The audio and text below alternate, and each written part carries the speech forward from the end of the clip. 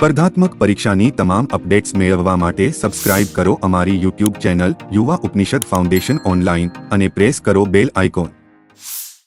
નમસ્તે વિદ્યાર્થી મિત્રો, યુવા ઉપનિષદ પરિવારમાં આપ સૌ મિત્રોનું સ્વાગત છે। આજના આ લેક્ચરમાં અથવા વિડીયોમાં આપણે 21 જે પોલીસ કોન્સ્ટેબલ માટેના પ્રેક્ટિસ પ્રશ્નપત્રની આપણે ચર્ચા કરવાના છીએ। કે મિત્રો અત્યારે દોડ પૂરી થઈ ગઈ છે, ટૂંક જ સમયમાં આપણે એલઆરડીની લેખિત પરીક્ષા આવવાની છે, તો 21 પ્રશ્નપત્ર યુવા ઉપનિષદ પબ્લિકેશનના શા માટે, આનાથી શું એનું મહત્વ છે? તો સૌથી પહેલું એક મહત્વ એક કે તમે યોગ્ય સમયમાં તમે ટાઈમ મેનેજમેન્ટ કરી શકો। કેવી રીતે કે ભાઈ એ છે તમારું વિભાગ એ 80 માર્ક્સનું છે, વિભાગ બી છે 120 માર્ક્સનું છે। આપણે એક દાખલો ગણવા માંડ્યા 10 મિનિટ ક્યારે જતી રહે ખબર નહીં પડે, અને 3 કલાકને બદલે 2 કલાક તમે એ પેપરમાં જ આપશો તો બાકી 120 માર્ક છૂટી જાય। સૌથી મહત્વની વસ્તુ ટાઈમ મેનેજમેન્ટ। આમાંથી તમારે મેળવવાનું છે, તમારે ઘડિયાળ તમારી સામે રાખવાની છે કે મારે ગ્રુપ એ માં કેટલો સમય લેવો ને ગ્રુપ બી માં કેટલો સમય લો। ભીખા સર બરાબર ને?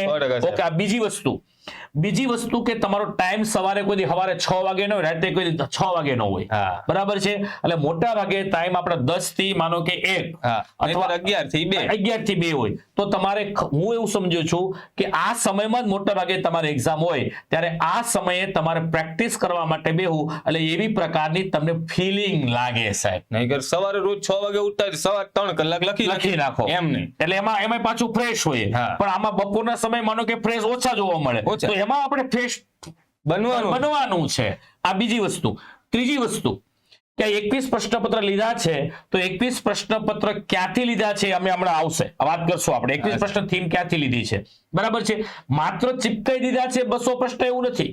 એટલે આ જે પ્રશ્નપત્ર 21 પ્રશ્નપત્ર છે એ તમારે ખાખી પહેરવી છે, ખાખીના લવર બનવું છે, તો એના માટે બહુ એમ કહેવાય ને કે એક સટીક જે નિશાન તમે મારશો લક્ષ્ય વેધ સુધી તમારા સુધી પહોંચવા માટેનો આ એક ઇલાજ છે, ઔષધિ છે, દવા છે, કડવું પણ કડિયાતું છે। સાહેબ આગળ વધો, ચાલો સાહેબ આ જે 21 પોલીસ કોન્સ્ટેબલ ના પ્રેક્ટિસ પેપર જે છે, આ પ્રશ્નપત્રની જે બુક છે, તો એની વિશેષતા શું સાહેબ? સાહેબ આ જે પુસ્તક છે તો એ પોલીસ ભરતી બોર્ડ દ્વારા પોલીસ કોન્સ્ટેબલ માટે જાહેર કરવામાં આવેલા નવા અભ્યાસક્રમ અને નવી જે પરીક્ષા પદ્ધતિ છે એ અનુસાર તૈયાર કરવામાં આવેલા 21 આદર્શ પ્રશ્નપત્રો છે। તમને ખ્યાલ હશે સાહેબ આ વખતે અભ્યાસક્રમ પણ નવો છે અને નવી પેટર્ન જે પરીક્ષાની પેટર્ન છે એ પણ નવી છે, તો એ આધારિત તૈયાર કરેલા પેપર છે। સાહેબ આ પ્રશ્નપત્રમાં કેવી રીતે પ્રશ્નો પસંદ કર્યા છે, એનો આધાર શું? તો એ ખાસ એનસીઆરટી જીસીઆરટી આધારિત પ્રશ્નો સાહેબ પસંદ કરવામાં આવ્યા છે। સાહેબ વર્તમાન સંદર્ભ આધારિત સામાન્ય જ્ઞાનના પ્રશ્નો અને અગાઉની પરીક્ષામાં પૂછાયેલા તેમજ તેના આધારિત પ્રશ્નોને પ્રાથમિકતા આપવામાં આવી છે। ઓકે। અને બીજી વસ્તુ ગણિત અને રીઝનિંગના એકદમ કહેવાય ને કે શોર્ટકટ કેવી રીતે આપણે એનો ઉત્તર મેળવી શકીએ એના વિશેની પણ ચર્ચા કરવામાં આવેલી છે, અને આ પ્રશ્નોની આન્સર કીમાં છે હાઇલાઇટ કરવામાં આવેલું છે કે છેલ્લે આપણે આન્સર કી આવશે કે ભાઈ 1 થી લઈને 21 માં તો ક્યાં એનસી જીસી ના પ્રશ્ન છે એ પણ આપણે હાઇલાઇટ કર્યું છે, એટલે આપણે ખબર પડે કે આ એનસી કે જીસી નો પ્રશ્ન છે, આ ખાસ એની વિશેષતાઓ છે। ઓકે। બીજી વસ્તુ મિત્રો કે અહીંયા તમને ખબર હશે કે 40 માર્ક્સનું જે કરંટ અફેર્સ 40 માર્ક્સનું જીકે છે, એ 40 માર્ક્સના જીકેમાં કરંટ અફેર્સ છે, વિજ્ઞાન છે, સાયન્સ ટેકનોલોજી છે અને જીકે છે। તો અહીંયા સાહેબ જીકે કેવી રીતે, જીકે એટલે શું, જીકે ના કેવા પ્રશ્નો પૂછાઈ શકે એનો વિશે પણ અહીંયા દરેક પેપરમાં એમ કહેવાય કે 10 થી 12 થી 15 ની વચ્ચે 10 થી 15 ની વચ્ચે પ્રશ્ન લેવામાં આવેલા છે, તમે એનો પણ અભ્યાસ કરી શકો છો, જોઈ શકો કેવા પ્રશ્ન પૂછાઈ શકે। ઓકે, આગળ વધીએ સાહેબ। જેવી બુક શરૂ કરશો એટલે આ પ્રમાણે, અને આ જે પુસ્તક છે તો એની જે પીડીએફ જે છે ડેમો કોપી, તો એ તમને યુવા ઉપનિષદ ફાઉન્ડેશનના ઓફિશિયલ ટેલિગ્રામ ચેનલ પર મળી જશે। ખાસ એ જોઈને તમે એક વાત ખરીદજો સાહેબ। અને શરૂઆતમાં જ સાહેબ આ બુકમાં અભ્યાસક્રમ આપવામાં આવ્યો છે કે આપણે 120 માર્ક્સનું આપણું જીકે છે અને 60 માર્ક્સનું આપણું કરંટ અને 60 માર્ક્સનું રીઝનિંગ છે, ગણિત છે, અને આપણું 20 માર્ક્સનું શું છે ગદ્યાર્થ ગ્રહણ। તો 200 માર્ક્સનો ટોટલ આપણી પાસે વિદ્યાર્થી પાસે સિલેબસ છે, છતાં પણ આપણી બુક્સમાં આપી દેવામાં આવ્યો છે, એટલે એને સમજ પડે। બરોબર, ચાલો સાહેબ। સાહેબ પછી આપણી આખી ઇન્ડેક્સ આપી છે. ઓકે શરૂ થશે પુસ્તક તો પહેલા આદર્શ પ્રશ્નપત્ર થી પહેલા પેપર થી લઈને 21 પેપર પહેલા આપી દેવામાં આવે છે. 21 પેપર પૂરા થઈ જાય પછી એની આન્સર કી આપવામાં આવે છે સાહેબ, ઓકે, જેથી વિદ્યાર્થીઓને આન્સર કી પાછળ પ્રેક્ટિસ જોઈ શકે. અને આ આન્સર કી પૂરી થયા પછી ગણિત અને રીઝનિંગ વિષયના જે પણ પ્રશ્નો છે તો તેની જે સમજૂતી છે તો એ જે સોલ્યુશન છે એ આપણે એના પછી આપવામાં આવ્યું છે. હવે વિદ્યાર્થી મિત્રો એમ થાય સાહેબ મારે તો ઓફલાઈન એક્ઝામ છે, હા અમારે OMR સીટ જોઈએ, તો વિદ્યાર્થી મિત્રો આ બુક સાથે OMR સીટ માફ કરજો ફ્રી નથી, હા. પણ તમારે બજારમાંથી લેવી પડશે. મળી જશે. બરાબર છે, બજારમાંથી તમને મળી જશે. યુવા ઉપનિષદ દ્વારા આ 21 પ્રશ્નપત્રની 21 મસ્ત તમને પરીક્ષાની ફિલિંગ આવે તેવી પરીક્ષાની કલર વાળી પરીક્ષામાં જે પ્રકારની OMR સીટ હોય છે એ જ OMR સીટ તમને બજારમાંથી બુક્સમાંથી યુવા ઉપનિષદના સેન્ટરમાંથી તમને મળી જશે. એટલે આ તમારે અલગ લેવી પડશે. જો આપણી પાસે હોય તો કોઈ લેવાનો કોઈ જરૂર છે નહીં, ન હોય તો તમને મળી જશે. ઓકે ચાલો સાહેબ હવે આ જે પ્રશ્નપત્ર છે આ પ્રશ્નપત્ર તૈયાર કરવા માટે લેવામાં આવેલા આધારભૂત સ્ત્રોત, તો આ પ્રશ્નપત્ર વાત કરીએ કે ગમે ચીપકી દેવામાં આવ્યા નથી. પેલો સ્ત્રોત કે ભાઈ NCERT GCERT આધારિત પ્રશ્ન કેવા અમે લીધા છે, તો એ લીધું છે કે ભાઈ નીચેનામાંથી કયા ચિત્રકારે સ્વદેશી આંદોલન થી પ્રેરાઈને ભારત માતાનું ચિત્ર બનાવ્યું હતું. NC ધોરણ 10 માં પાઠ નંબર 2 માં પૂછવામાં આવેલું છે અને GC ધોરણ 11 માં પાઠ નંબર 7 માં છે. એટલે પ્રાચીન સિંધુ સભ્યતા અન્ય કયા નામે ઓળખવામાં આવે છે, જે આપણે ત્યાં NCERT આધારિત ધોરણ 6 નું 6ઠા નંબરના ચેપ્ટરમાં પૂછવામાં આવેલું છે. તો આ એક સ્ત્રોત થયો સાહેબ. બીજો સ્ત્રોત વર્તમાન આધારિત પ્રશ્ન લેવામાં આવેલા છે સાહેબ. હમણાં તાજેતરમાં આપણા દિલ્હીમાં વિધાનસભાની ચૂંટણી ગઈ, તો એ વિધાનસભાની ચૂંટણીમાં દિલ્હીના મુખ્યમંત્રી નિમણૂક કોણ કરે, શપથ કોણ કરે છે, વિથ બંધારણ આવી ગયું, વિથ કરંટ આવી ગયું, એ પણ લઈ લેવામાં આવ્યું છે. પછી હમણાં તાજેતરમાં આપણે દરિયાઈ સીમામાં વધારો કરવામાં આવ્યો. દરિયાઈ સીમા વધી ભારતની, બરાબર, ગુજરાતની કેટલી થઈ, ભારતની કેટલી થઈ, હવે ભારતનું સ્થાન કેટલામું, ભારતમાં બીજા નંબરનું સ્થાન કેટલું, બધું આખું બદલાઈ ગયું. એ પણ અહીંયા નવા રાજ્ય બદલાઈ ગયા. બીજું લીધું છે.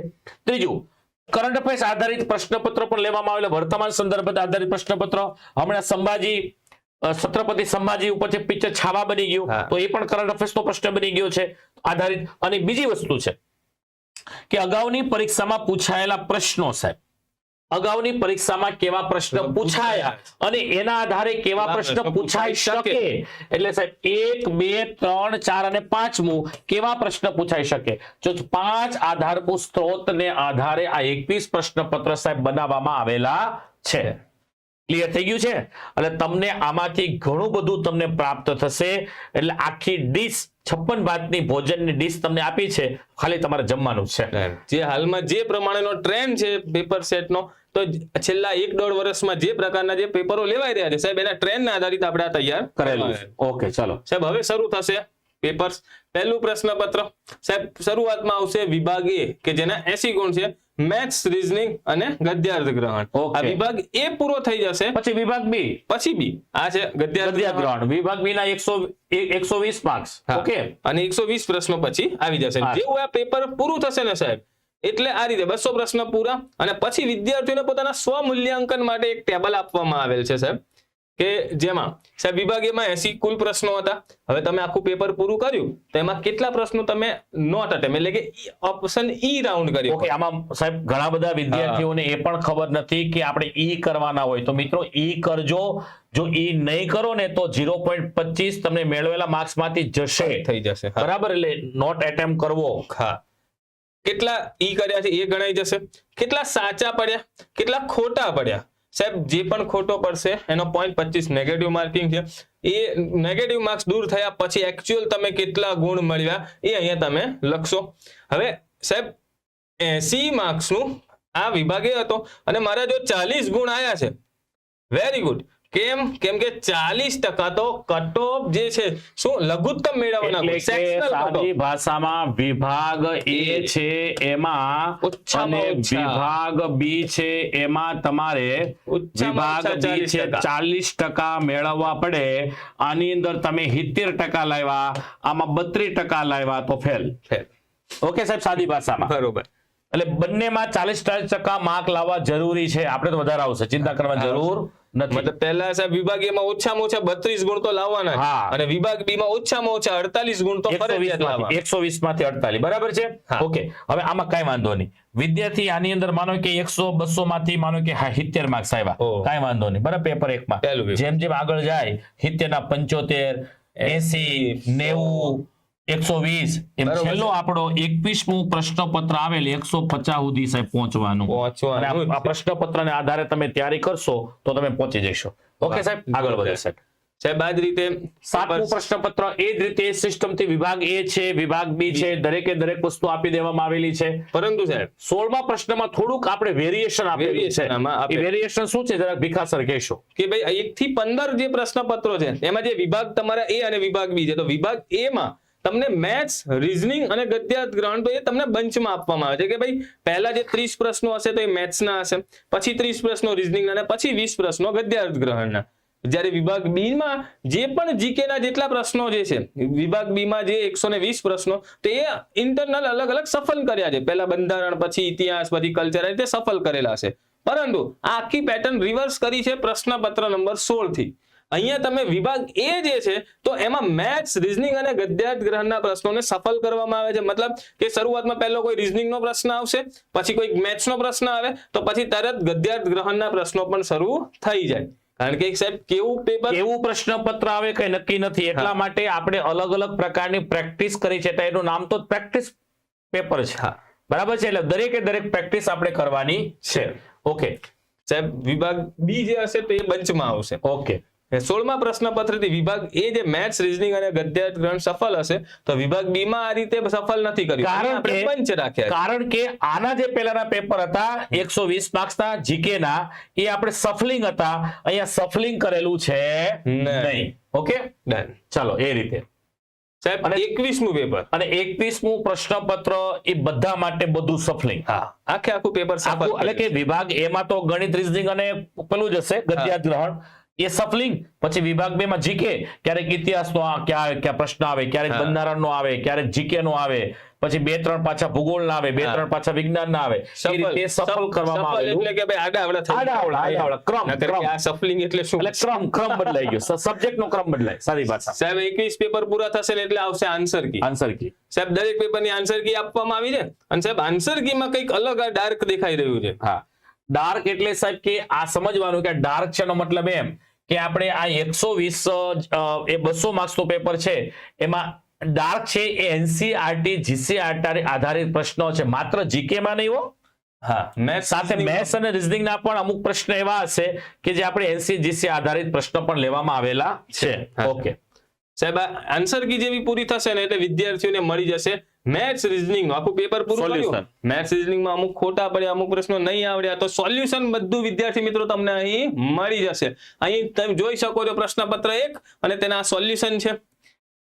સાહેબ અહીં એકલા સોલ્યુશન જ નહીં, જ્યાં Shortcut. જરૂર પડી છે શોર્ટકટ ટ્રિક્સ પણ આપવામાં આવી છે, જેથી વિદ્યાર્થીઓ પરીક્ષામાં સરળતાથી ઝડપી દાખલા ગણી શકે. ઓકે અને સાહેબ ખાસ વિદ્યાર્થી મિત્રો કે ભાઈ આ પુસ્તકમાં છે ને સાહેબ આપણે 1 થી લઈને 11 પેપરોના જે મેથ્સ અને રીઝનિંગના જે સોલ્યુશન છે ને તો એ આપવામાં આવ્યા છે. પરંતુ 12 થી લઈને 21, 12મા પેપરથી લઈને 21 નંબરના પેપર સુધીના મેથ્સ અને રીઝનિંગના જે સોલ્યુશન છે એ આ પુસ્તકમાં નહીં, પરંતુ યુવા ઉપનિષદ ફાઉન્ડેશનની જે ઓનલાઈન એપ્લિકેશન છે તો તેના પર આપવામાં આવ્યા છે.